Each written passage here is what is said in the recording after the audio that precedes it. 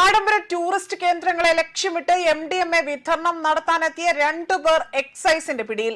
Thiruvananthapuram Neyyattinkara excise സംഘത്തിന്റെ നിർണായക നീക്കത്തിൽ 51 ഗ്രാം MDMAയും 2.6 ഗ്രാം കഞ്ചാവുമായി 2 പ്രതികളെയാണ് പിടികൂടിയത്. പിടിയിലായത് കാസർഗോഡ് സ്വദേശിയായ ജിഷ്ണു, മലപ്പുറം സ്വദേശി സഹലു റഹ്മാൻ എന്നിവരാണ്. ഇന്ന് വൈകിട്ടോടുകൂടി തന്നെ, അതായത് ഏകദേശം 5:30 തന്നെ വിഴിഞ്ഞം മുക്കോല ഭാഗത്തു നിന്നും വാഹന പരിശോധനയ്ക്കിടയിൽ പിടികൂടിയിരിക്കുന്നത്. എറണാകുളത്ത് നിന്ന് കാർ ഉപയോഗിച്ചാണ് പ്രതികൾ എത്തിയതെന്നതാണ് ഇപ്പോൾ വിവരങ്ങൾ സൂചിപ്പിക്കുന്നത്.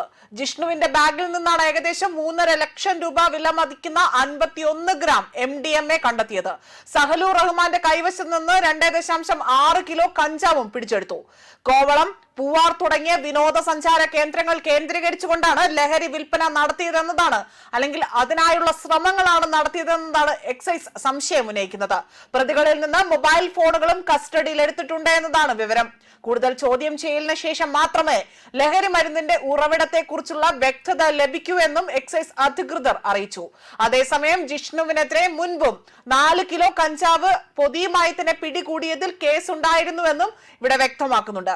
എക്സൈസ് CA J ഷമീർ ഖാന്റെ നേതൃത്വത്തിലുള്ള പ്രത്യേക സംഘമാണ് പ്രതിയെ പിടികൂടിയത്. എക്സൈസ് സർക്കിൾ ഇൻസ്പെക്ടർ പാർട്ടിയും ഇന്നേ ദിവസം ഈ ബാലരാമപുരം മുക്കോല റോഡിൽ നടത്തിയ വാഹന പരിശോധനയിൽ 2 പേരെ ഉദ്ദേശം 50 ഗ്രാമിൽ പുറത്ത് MDMAയും 2.5 ഗ്രാം കഞ്ചാവുമായി പിടികൂടുകയുണ്ടായി. കാസർഗോഡ് പാലവേൽ സ്വദേശിയായ ജിഷ്ണു, മലപ്പുറം കരുവാരക്കുണ്ട് സ്വദേശിയായ ഫസലുർ റഹ്മാൻ എന്നിവരെയാണ് I-20 കാറിൽ MDMAയും കഞ്ചാവും കടത്തിക്കൊണ്ട് വരുന്നതിനിടെ നെയ്യാറ്റിൻകര എക്സൈസ് സർക്കിൾ ഇൻസ്പെക്ടർ പാർട്ടിയും വാഹന പരിശോധനയ്ക്കിടെ പിടികൂടിയത്.